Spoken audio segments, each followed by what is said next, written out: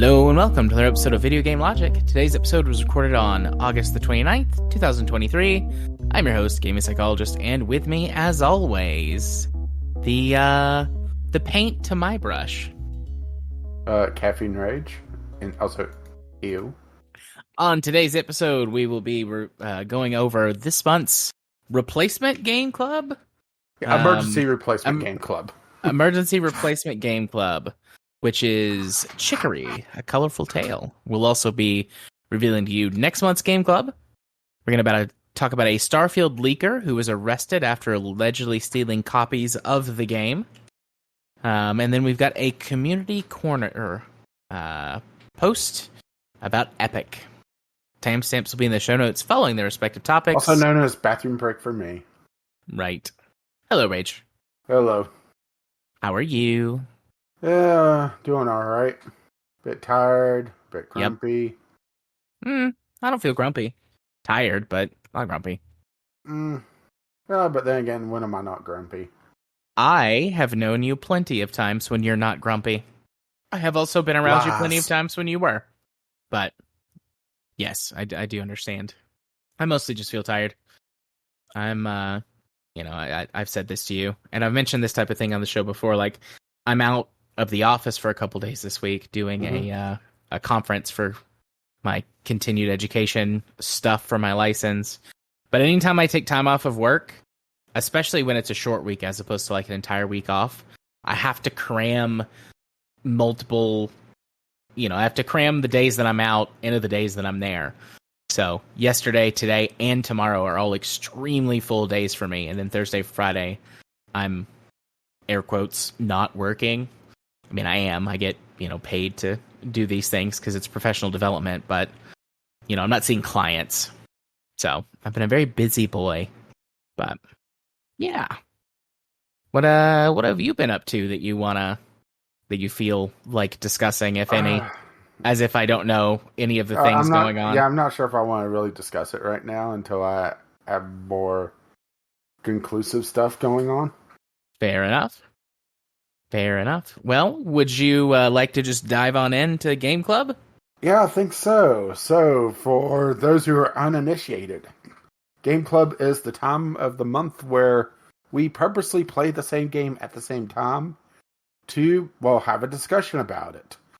And this month, as an emergency replacement, because Death Stranding decided to bug out in the middle of the month and we didn't really have a chance to play it as much as we had hoped. And by that, really any, beyond just poking at it, at least on my part. Our emergency replacement was Chicory, A Colorful Tale, also on Game Pass. And what's kind of your initial thoughts of this one? This is like a Zelda-esque game, which I know is not your cup of tea usually. There are parts of this game that I truly love, and there are parts of this game that I don't care for at all. And it has to do with perhaps it probably lines up along the lines that you might think. The art style is gorgeous. I love all of the themes that have been revealed so far. I like some of the unique stuff that goes along. Well, not some of. I do like the sort of unique gameplay mechanics with the paintbrush, but I don't like that Zelda-esque style game. The much more limited combat, like extremely limited. Well, this one really helps. Doesn't have combat. Well, it's got the boss battles, which that helps, but yeah. And I would say that this game picks up a lot slower than most Zelda-esque games. I mean, calling it a Zelda game is a bit of a misnomer. It's essentially your adventure RPG. Yeah. With the gimmick for this one being that the world is in black and white like a coloring book. And there's one person who wields a magical paintbrush that basically can fill in the world and color the world. And the previous wielder... how far did you get? Chapter 3. Okay, I'm trying to remember what happened in Chapter 3, because... what was the last story event? How about that? In chapter 2, Wielder's Duty, you start the chapter, you go back, and you actually talk to Chicory. You go to give her the paintbrush back, and she's like, "No, you keep it." And there's that whole sequence, and then you start essentially like doing quests for the townsfolk, so to speak. All right, so you're right where the story starts to pick up. Yeah, I did not get. Sorry. I was going to say the game is played over 10 chapters, and it really feels like there's a lot of like fluff in the beginning and a bit of fluff in like the last third. But I do actually really appreciate the story. Gameplay wise, it gets a little bit tedious. Yeah. So the central like idea of the game, we're going over into spoiler territory, by the way. Yeah, and I looked ahead on some of the stuff in the game, like as I often do. I had a lot of things happen, some of which I've talked about on the show, some of the stuff I've talked about with you over the last couple of weeks, just going on in my life between the COVIDs and just like a super duper busy weekend. And so I didn't get very much time to play. I would have liked to, but I just didn't have a chance. Yeah, pretty much played the game exactly how I intended.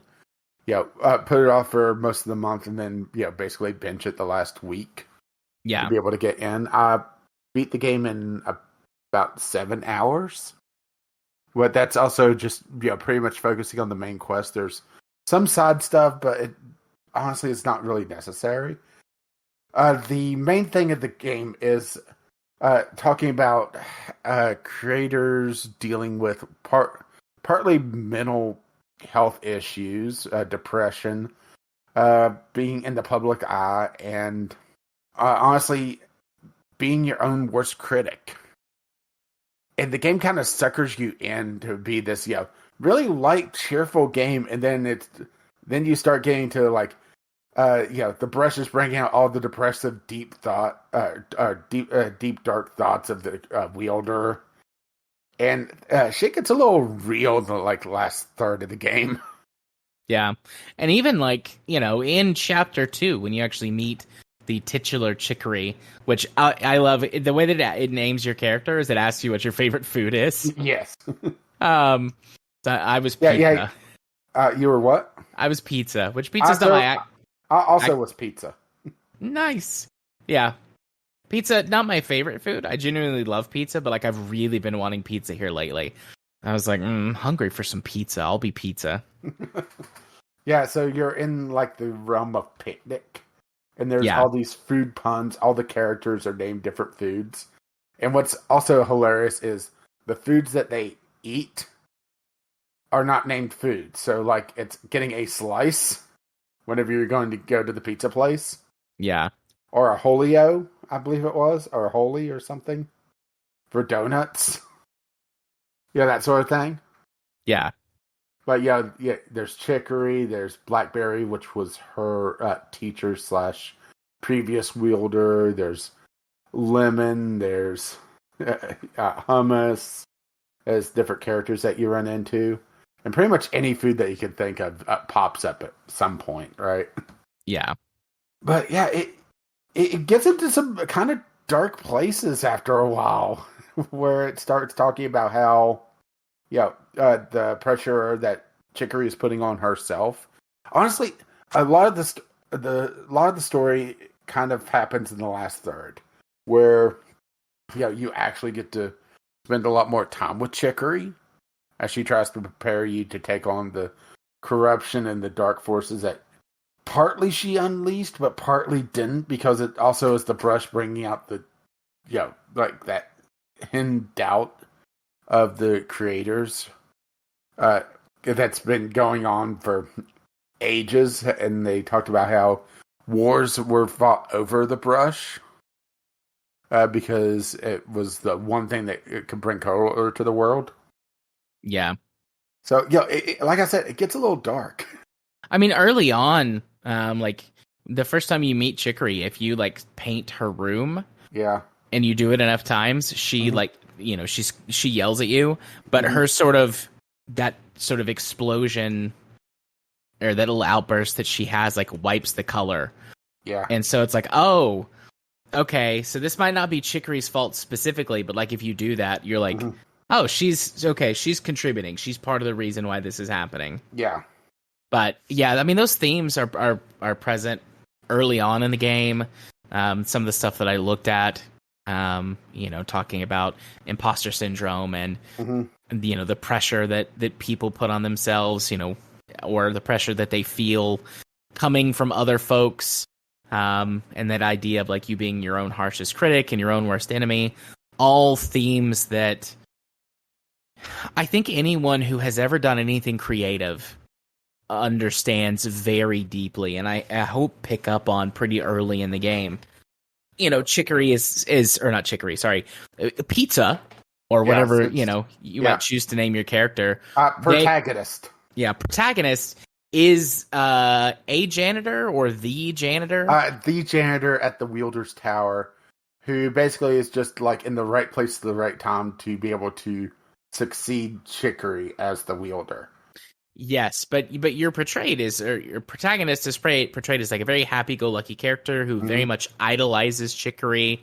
In those early interactions, is either ignorant, like genuinely ignorant to the expression of depression, mental pain, anguish, because Chicory, if pressed, will like outright tell you like that she is depressed and that she is struggling and she is not okay and she wants to be left alone. And your character is just like, okay, cool, and then just like moves on. So either it's I think it's because, well, this is going to sound harsh, but the character up until that point actually talks about it later on, how he was a nobody and he didn't understand the pressure until later on when he gets the brush and starts having to deal with other people and having to have his work criticized. And I love that they, kind of expect you to not be very good at art in this. So yeah. And honestly, the art tools are a bit tough to be able to use to any real degree. So right. Yeah. He starts to understand Chicory a little bit better by, filling her shoes, even though Chicory doesn't wear shoes, but that's beside the point. Yes. But, okay, so they do characterize that then. It's not... Yeah, it's just, he didn't understand it at first. Protagonist has a character arc as well. It's not just Chicory, being in a dark place and growing a bit more out of it. Pizza protagonist that understands a bit more of what's going on with Chicory and kind of it emphasizes the proper term for her, but understand where she's coming from because he's also feeling it in his own way because he's starting to realize that he isn't good enough, but he can also try to push through to be good enough. Yeah. Perfect is the enemy of good. Yeah. From we're talking about themes and overall stuff from the story, which I really appreciate and enjoy, but mechanics wise, oh boy, here we go. Right.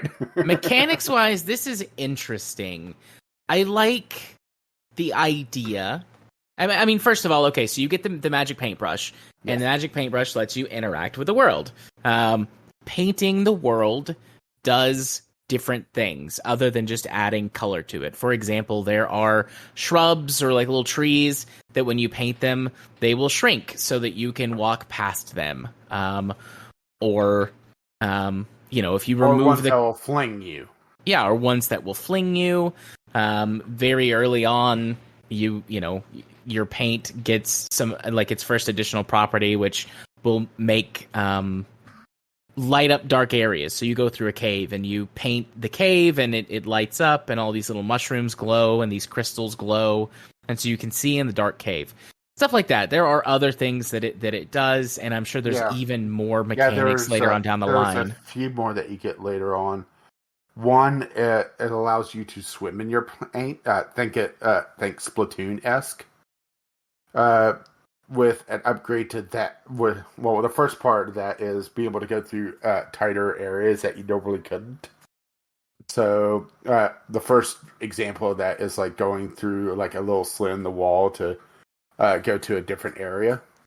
Then you get an additional upgrade to that allows you to climb certain walls by swimming through your ink or your paint, whatever, right? Yeah. Only it's sometimes a little tough to tell exactly where that could be because the world is black and white until you color it in. They have to do it with different patterns and textures. And after a while, you start to not really notice, the areas that you could climb, there's like a diagonal line instead of like, straight lines or dots or whatever. So it gets kind of lost in the mess. And also, it's a little ironic that my biggest gripe with the game is an art problem because it's with perspective. Later on, you get a little bit more platforming issues or platforming challenges as well. And some of them involve going through with moving platforms, either ones that you control with the brush yourself, or they're just timing things. And there's just times that, because of how the world is drawn, it can be a little tough to figure out where you're supposed to go because you can't really see how things are lined up, which I found very frustrating. Yeah. And also, there's a few times that the brush feels like it's controlling too much. Too much is going on with this single input. So a good example of this is, the last third of the game is you becoming a true wielder of the brush and going through the trials that you should have before you got the brush, but because Chicory decided to discard the brush, it's just like, okay, well, you take it. You never completed the trials, so you're doing the trials to bond with the brush to unlock its powers. Yeah, cool, right? Yep, so, very video game protagonist stuff. Yeah, pretty much. Although there is a twist that I don't want to give away at the end. All right? Okay. But one of the trials involves going through an area that has platforms that you control by painting on different leaves on the platform that you stand on, and you're also pushing a bubble that if you paint it, it blows up and explodes. There were quite a few times that I tried to move the platform that I had to push the bubble onto, and it painted the bubble and exploded. There was a couple times that the game would register a double click, even though I didn't double click, which caused a large area to be painted instead of a small area. And some of the trials involve what they call dot puzzles, where you have to paint in a certain pattern that you find on the ground or find in the environment, or deduce by doing a puzzle to unlock or something like that. So you're trying to very finely paint this little spot. And it'll either double click or be it gets caught in or it's gets stuck in either painting or erasing mode and just messes up and I have to redraw the pattern. And I know it's not my mouse. That's the thing. There's no weird actions going on with my mouse otherwise. Outside of game, it doesn't do this. It doesn't have some phantom clicks. Because believe me, that's the first thing I thought of. I will check things with the Windows config and everything. There was no double clicking going on. I have no idea why it's this particular game that was doing it, but there you go, right? Yeah. Story wise, it's a good 8 out of 10, but gameplay wise, it drops down to a 6. Just because of sometimes there was puzzles that made me feel frustrated for not seeing this one little spot that I could paint to climb up to this 2 screens over. There's one little spot that you paint to get up somewhere that is partly obscured, and you're supposed to notice the pattern. And like I said, towards the end of the game, where you've seen this black and white world for so long that you've been just painting in, it sometimes gets lost in the mess. There would be times that you're pushing something and it like gets stuck on your character. There would be times that things look like they should be lining up for a jump, but they're not because of how the perspective looks. It's just things like that that really mars the game for me. I enjoyed my time with it. I enjoyed the story, but I keep getting caught on these whole negative aspects of it, Yeah. I do believe I'm going to finish it, unless getting later on some of the mechanical issues you're talking about just like complete me from doing it because I get too frustrated. Like I said earlier, like I find some of the stuff interesting. It's a unique way to interact with a game world in terms of like how it does it. But even by like chapter 3, it was starting to wear off. So some of the other mechanics you've described, like being able to swim through the paint and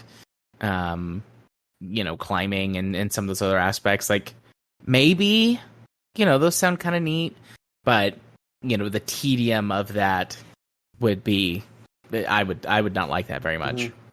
The first, how many times do you fight the boss, or how many bosses are there? 7, 8.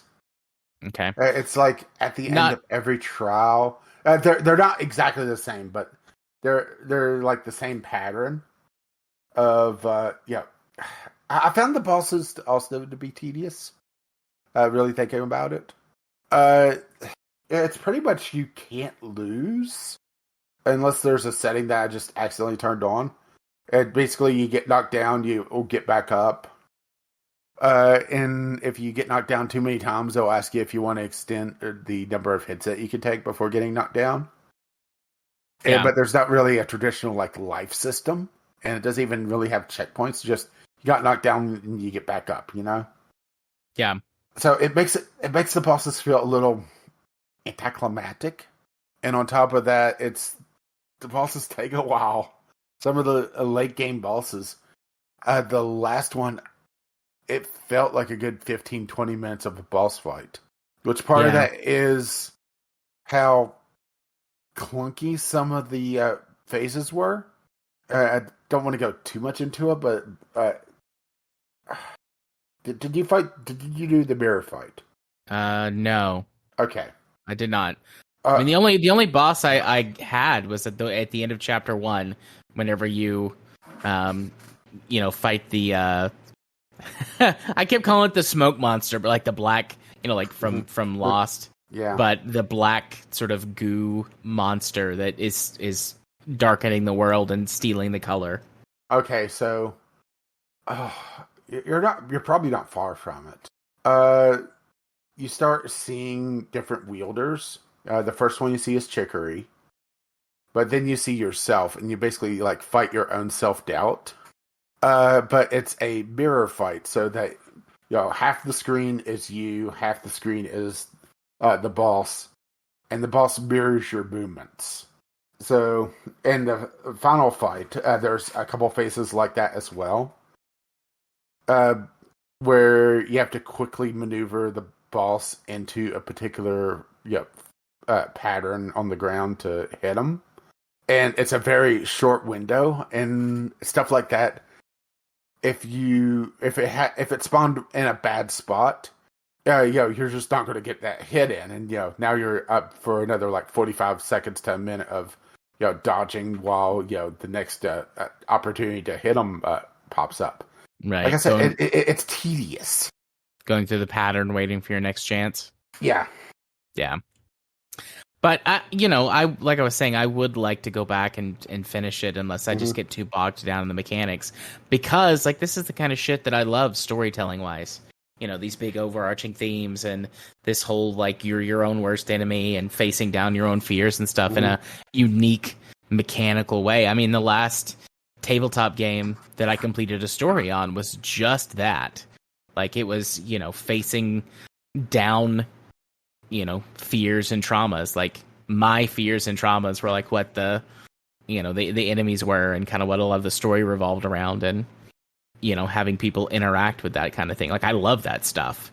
So the story really does speak to me, and and it's been very recent too that I had done that.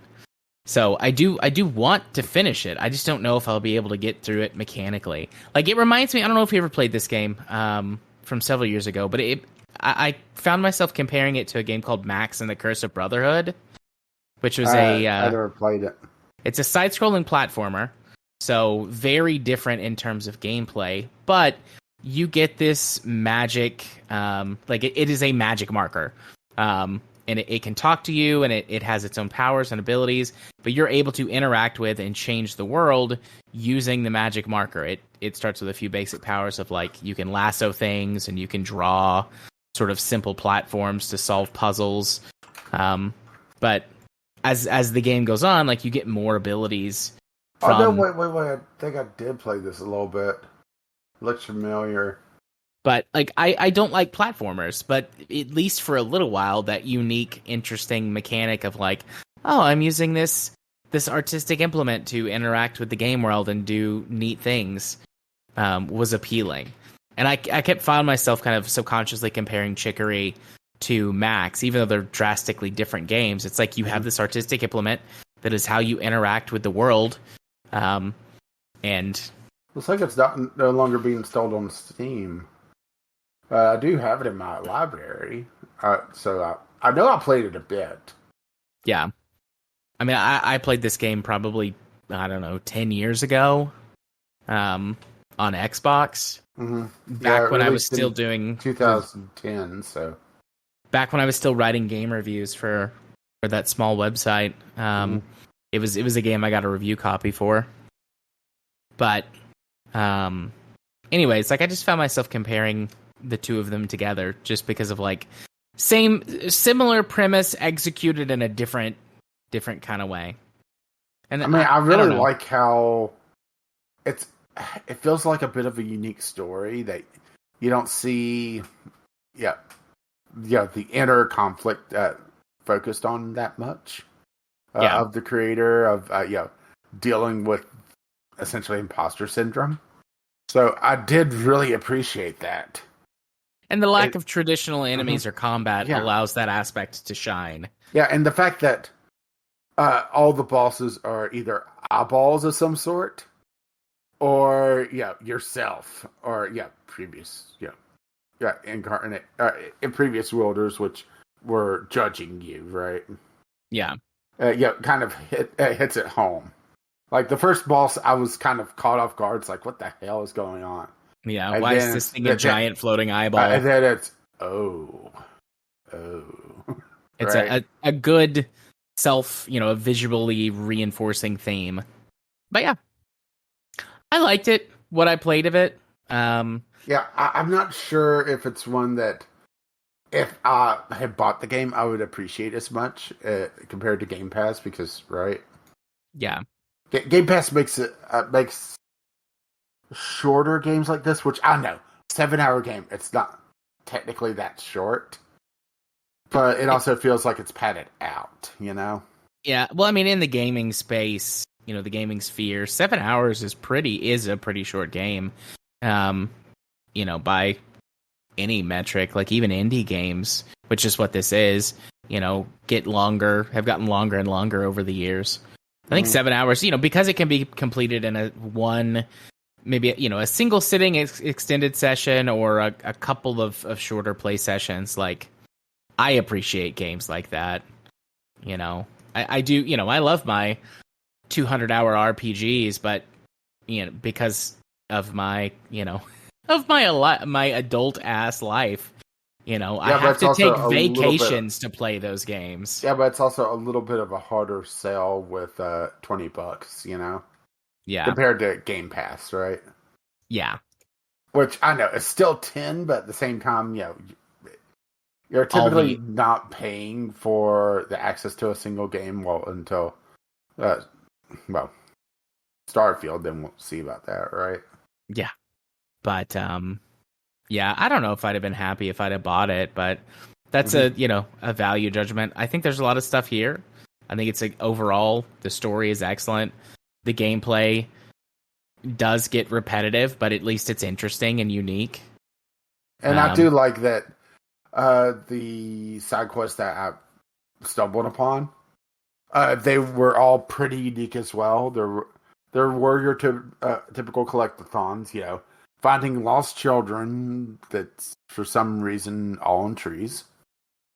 There's collecting garbage that's strewn along the ground, which is another collectathon that could be used at a few different shops to trade for decorations, which the decorations could be used in other side quests. So, alright.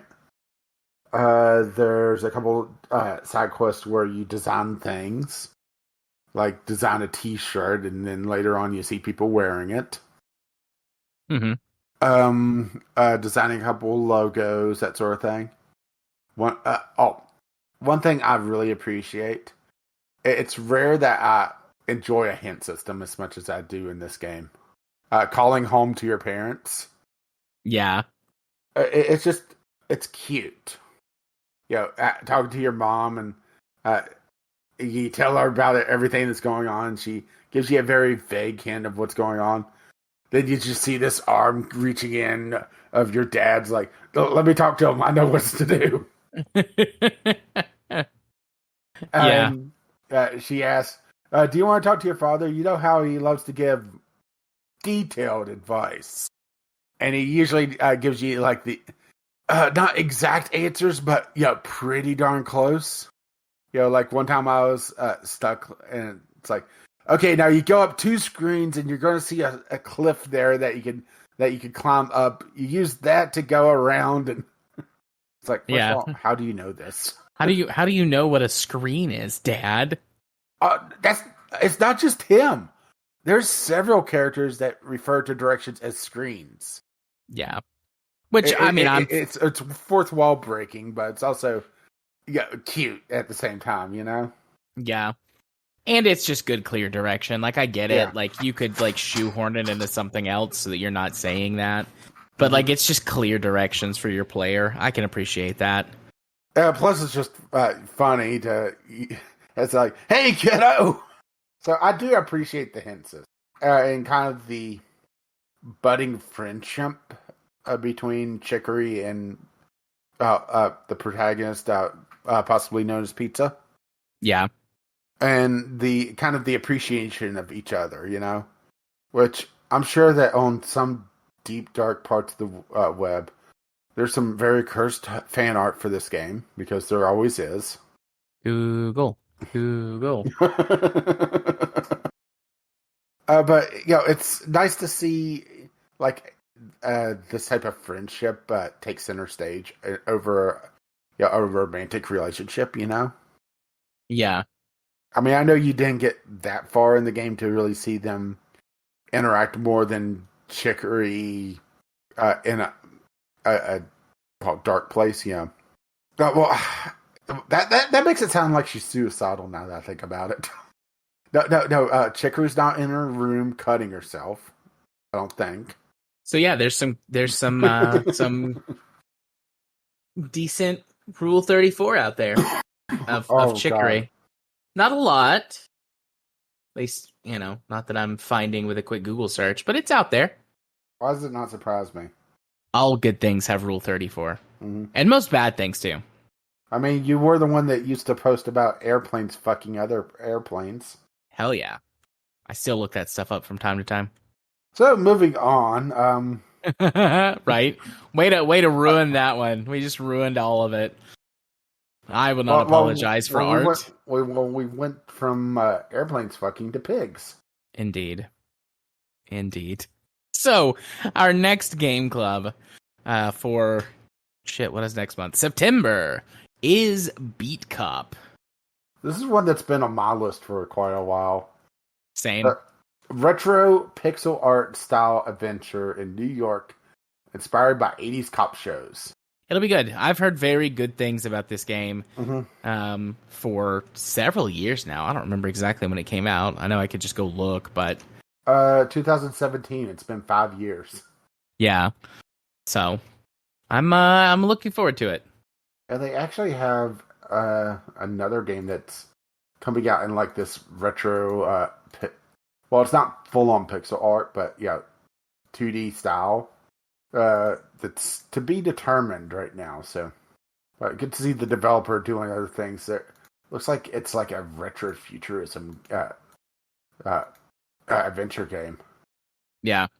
But no, we're doing 80s cop shows. And if I recall correctly, this has like a little bit of Papers, Please in it as well, where you have to be very observant.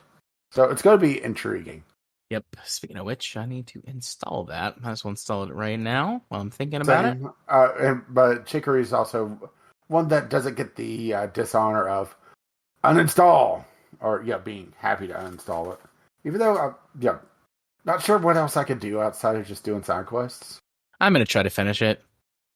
Between now and the end of the year, there's plenty of times where I could sit down and play it. Now let's see if I actually do. That'll be the real test. Ooh, I like the Steam. So it downloaded. I like the Steam overlays like sounds. Now it downloads like beep boop. It's like ooh, it makes me tingly. Oh, although it's going to be interesting. Let's just put it this way: the top, well, I shouldn't say the top. The last like 3 most recent reviews. Racist game, downvote. Yay, racism, upvote.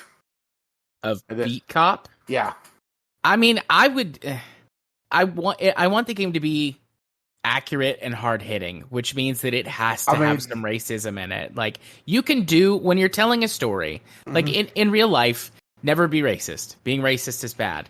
But to tell a story, to try to be real with your audience, like being a cop is being, at least in the United States, maybe cops aren't as racist elsewhere. I don't know.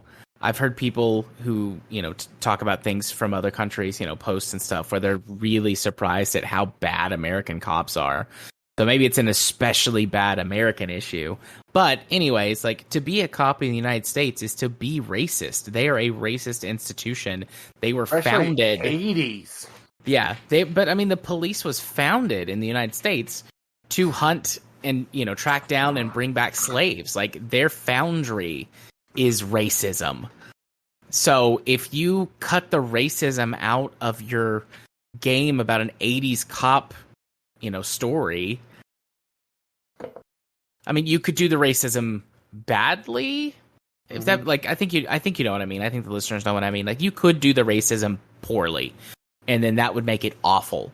But not having it is almost just as bad because it's denying an essential part of the story to affect your players. And like this game, I pretty, from everything I've heard is like, cops are not great. The image for Beat Cop is a donut dripping blood. It's like cops are not great. So anyways, I think it not being racist in some way would be doing a disservice to the story it's trying to tell. Mm-hmm. But anyways. It's going to be intriguing, huh? Yeah. Especially with our views on cops. And especially 80s cops in New York, which...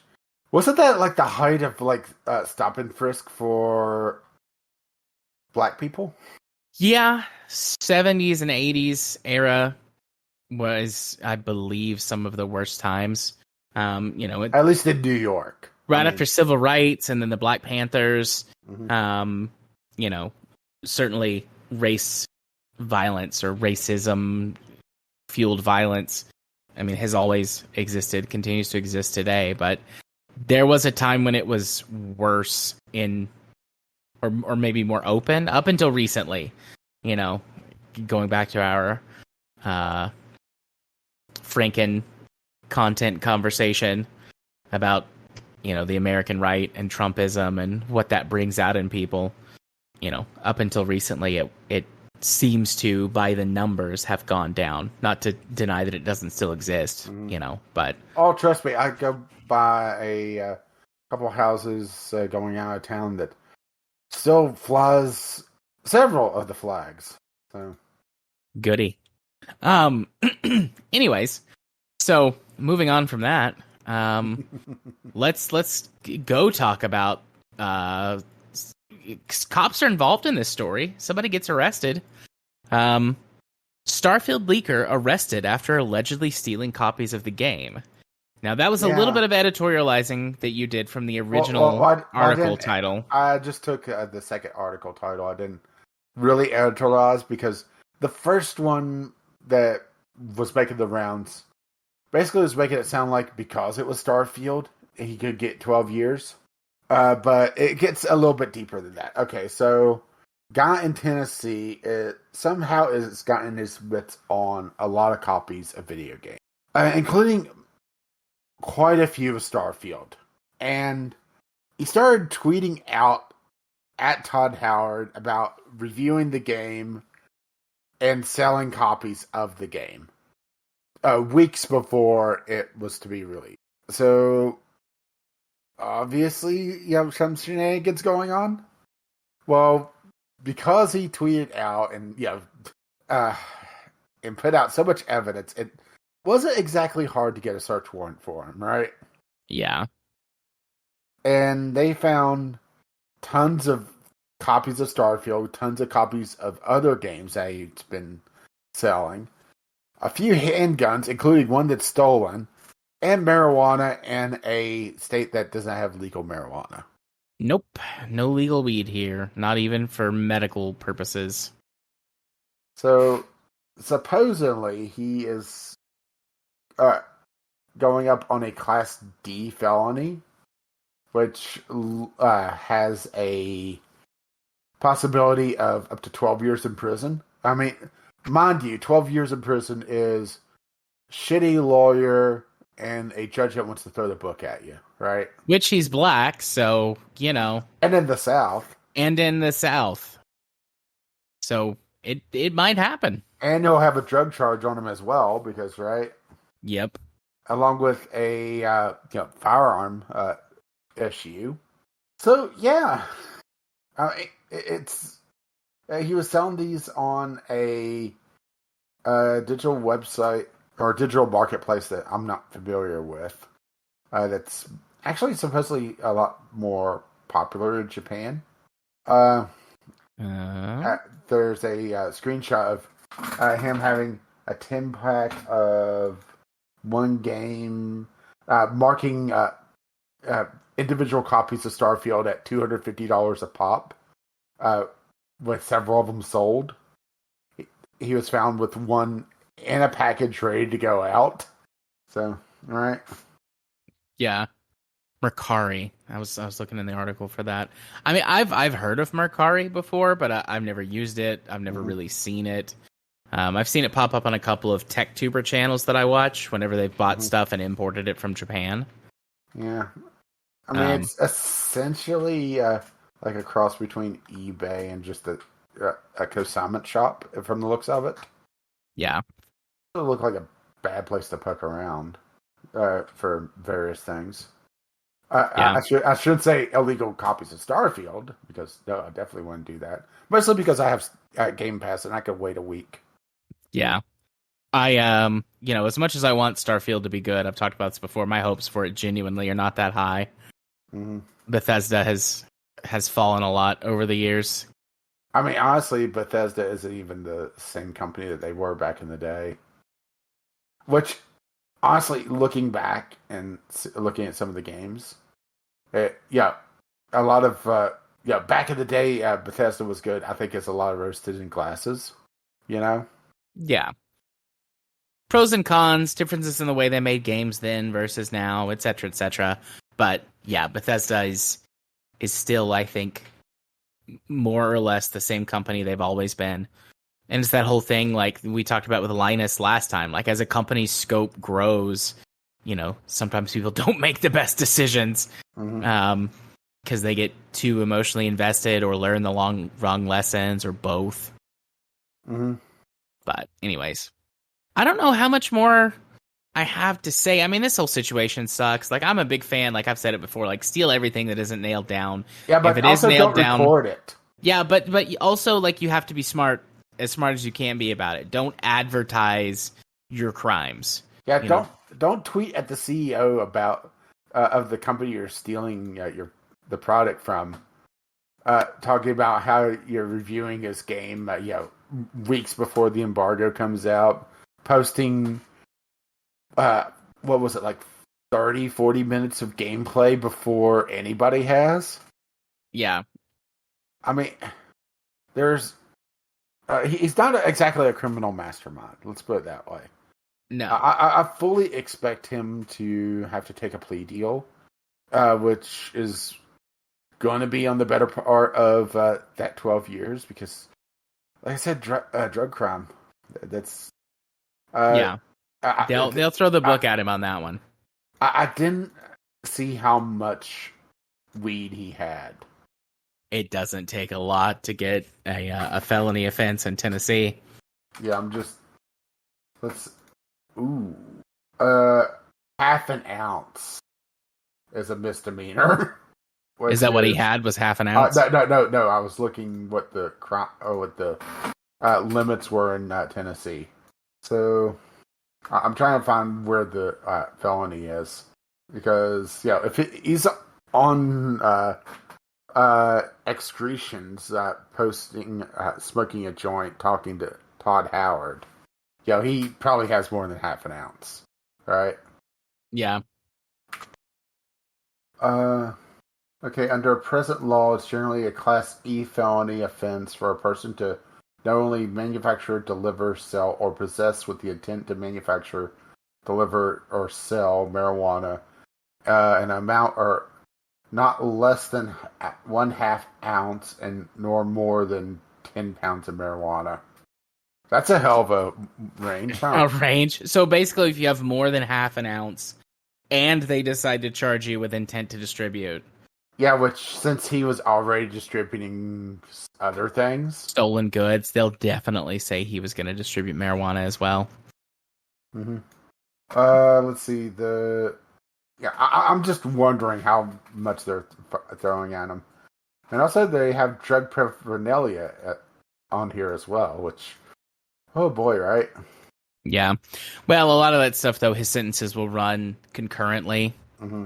So the highest offense would be the only one that he would truly suffer penalties for, which would be either the drug possession or theft of stolen goods that's in the felony range. Yeah, which this is just what they disclosed so far, so it makes you wonder if there's more to be disclosed, right?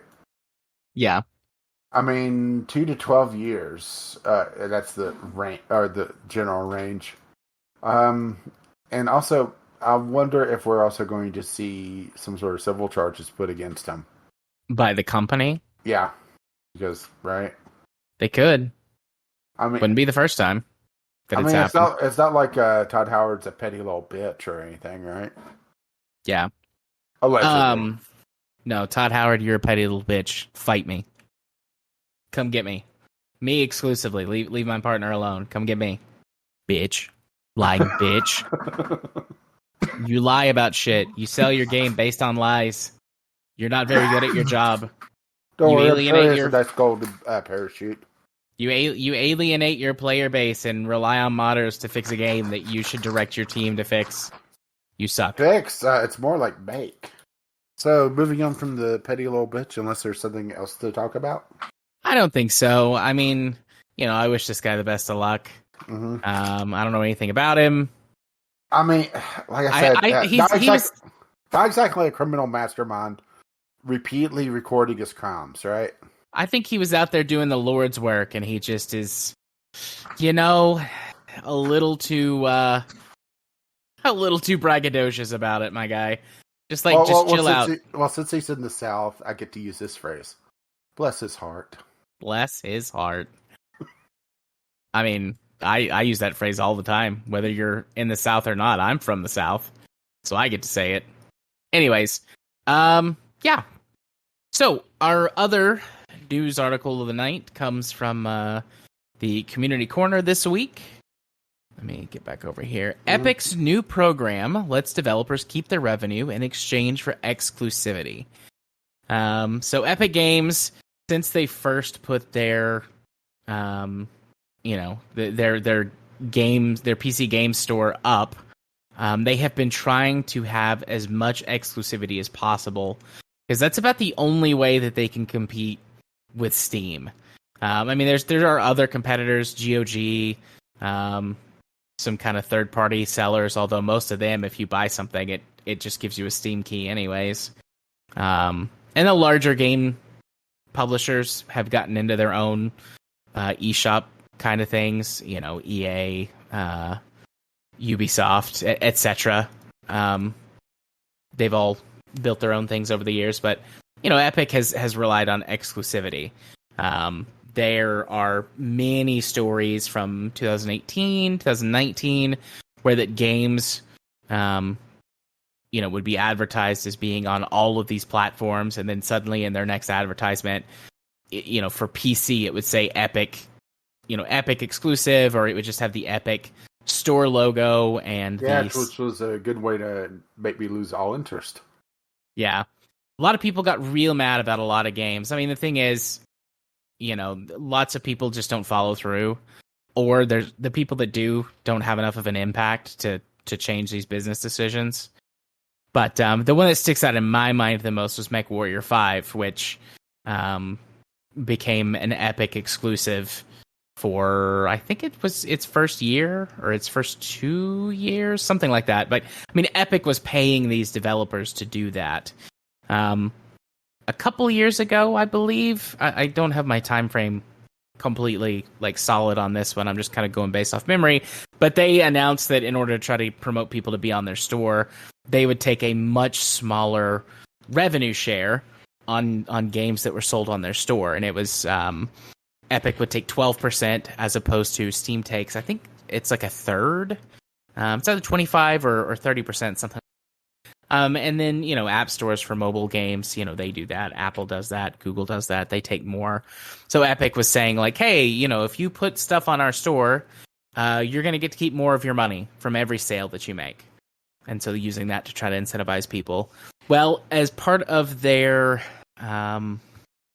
new revenue stream thing, if you volunteer to be an Epic exclusive for at least 6 months, you get 100% of your revenue during that initial 6 months.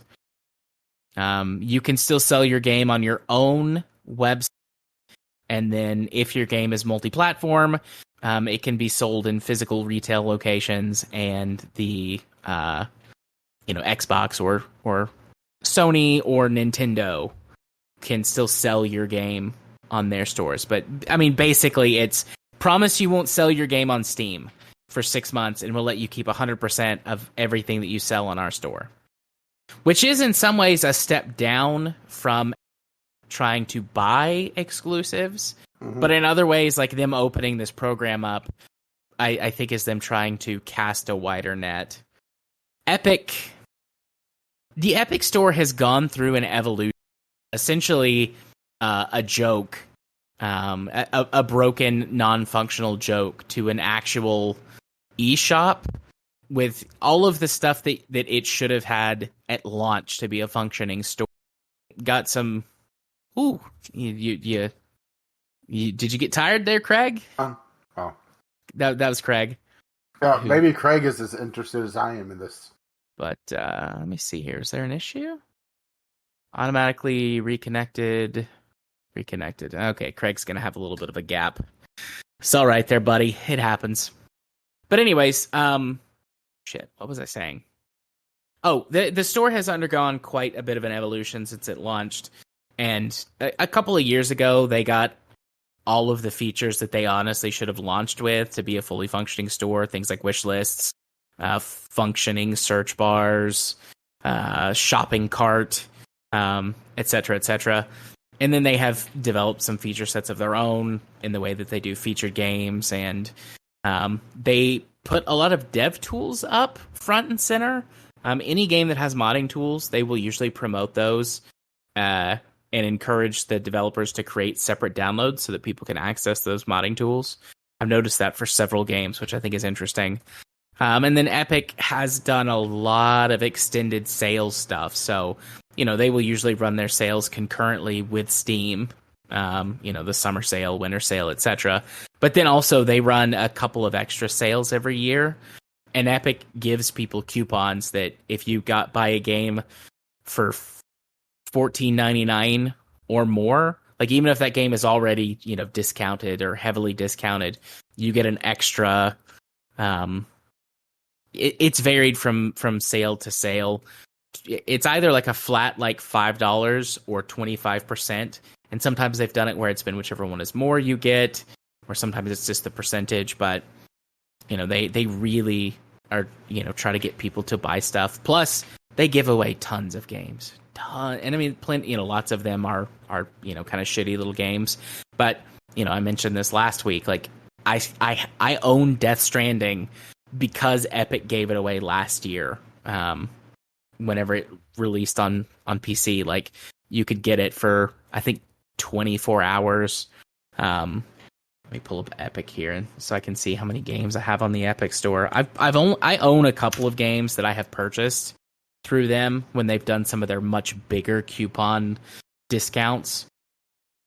Things like getting a brand new game for, like a $50 or $60 game for $5 or $10 near launch because it was on sale. But let's see, what are the games I've got that they have given away? They gave away Tyranny Gold Edition. They gave away Rise of Industry, Payday 2, which Payday 2's been given away a lot of times, but they gave away Payday 2, Death Stranding, Mordhau, they gave that away, Warhammer 40k, Gladius. They gave away Duskers at one point. What else have they given away? Warhammer 40k Mechanicus. They gave away Kerbal Space Program at one point. The Dishonored series, Bioshock. They gave away the entire Bioshock collection. They gave away Borderlands 3. Like, I own Borderlands 3. I don't know if I'll ever play it, but they gave it away, so like I just, I picked up a copy. Honestly, I think Free is paying too much for Borderlands 3 based on the review.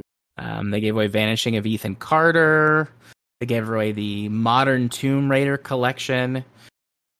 So I have the Tomb Raider games, like the Tomb Raider re-releases. So the just Tomb Raider, Shadow of the Tomb Raider, and Rise of the Tomb Raider. They gave away the original Saints Row, Rebel Galaxy, Void Bastards, Yooka-Laylee. There's other stuff too that I'm skipping over. They gave away Alien Isolation. They gave away Control, Sunless Sea, Surviving Mars, other stuff. Like, I mean, I'm skipping over a bunch of things that they've given away. I own 209 games on the Epic Store, and I've bought less than 5. Maybe 5 tops. So, I don't know. I can't imagine. Oh, right now they're giving away Homeworld Deserts of Karak. So, I don't know. I don't. Clearly, the store has picked up steam, so it's picked up steam. Their method is working to bring people into their store. They're just doing the loss leader thing. They have to be soaking up so much loss. They have Fortnite money. They do have Fortnite money. We talked about this a year or two ago when there was some leaked data about how much money they were losing on the Epic Store. I remember we had a pretty large discussion about it, how that Fortnite will not last forever, and that money will go away, and they have to have something else. So, I don't know. I don't like any companies. I don't trust any companies. I don't think any companies are good. I don't think they're good guys for doing any of this stuff. But I'm gonna get what I can while I can. One genuinely positive thing about the Epic Game Store, though, and the way that their downloads work, is Steam. I mean, you can get around it with Steam, but sometimes going and like modding files do mods for Steam games, because Steam will put games in weird places in your system sometimes. That can get a little old. Whereas Epic is just like, we got a folder called Epic. Which drive do you want to put it on? All your games go there. Just the big Epic Games folder. Just easy. It's easy to mod games from the I haven't Epic had a Store. problem with Steam putting games in weird spots. It's the games that put their save files in weird spots. Well, that too. I've never seen that happen with any game I've ever played from the Epic Store and needed to go work on or wanted to mod. It's just there's a big folder called Epic Games, and you go in it, and everything is there for every single game. It's a tiny thing, but one genuine thing that I kind of like about it. Anyways, that's the Epic Store. I went on a little bit of a tangent from my experience with the Epic Store, but if you say you'll do an exclusive deal with them, they'll give you 6 months of 100% of your revenue. They won't take a cut. So that's neat, I guess. So hey Rage, how do people send us stuff? How do they get in touch with us? Yeah, even though I was kind of cold about that one, we do appreciate sending in stuff. And if you wish to send in stuff, you can do so VGLpodcast@gmail.com. You could tweet us, and we're still calling it tweets, VGL Podcast on the platform formerly known as Twitter. Still love that they have to preface all the emails with that, by the way. Yeah. Also, everyone still calls it tweeting. Yeah. I haven't seen or heard anyone, unless they're like taking the piss, call it anything other than tweeting. Or you could drop by the Discord, which a link to that is over at vglpodcast.podbean.com. Indeed. Hey Rage, why don't you hit them with your socials? Well, I've been Caffeine Rage. I don't really tweet that much anymore because, all right. Yeah. But you can contact me on there, Game with CR, or you be my friend on Steam. I'm Caffeine Rage over there. And you've been? I'm Jared. You can find me over on Twitter, or the site formerly known as Twitter, at JMA4707, until the site shuts down. Elon is probably going to be in some more trouble because he was fighting one of the Trump indictments. Oh, they were trying to, or not trying to, like the federal government absolutely will get the records they want from Twitter unless Elon deletes them, which then he gets his own trouble, right? Yep. But he was fighting the subpoena. That's the word I was looking for, subpoena. So, at least until the site formerly known as Twitter finally dies its final death, you can find me over there. I'm trying to get on Blue Sky, but they still are doing the invite-only thing, and I'm on a waiting list. Otherwise, you can find me on our Discord. You can come say hi, jarthur4707. Send up some smoke signals. You can be my friend directly on Steam. I guess if you got really frisky, you could find me. Might not want to do that. I don't know. Some of you, I'd be cool if you showed up at my house. I'm not falling for that one again. But yeah, that's me. That's my stuff. Which means I get to scroll back to the top of things. Hopefully we'll have more news next week because, right? Yeah. It kind of worked out, though. We got a late start. Yeah. We're both tired. Mm-hmm. Once again, you can contact us, VGLpodcast@gmail.com, with your letters, voicemails, game-related topics. You can tweet us, VGLpodcast. Or you can drop by the Discord, which a link to that is over at vglpodcast.podbean.com, as well as the show notes. And if you wish to spread the love, you can find us on your podcatcher of choice. Our lovely, lovely patrons have made this madness possible. You can find out more about that over at patreon.com/VGLpodcast. Our intro and outro music is On the Crown by Kim McLeod. You can find his work over at incompetech.com. And as always, as his lovely music starts to roll across my voice. Bye-bye now. See ya. Bye-bye.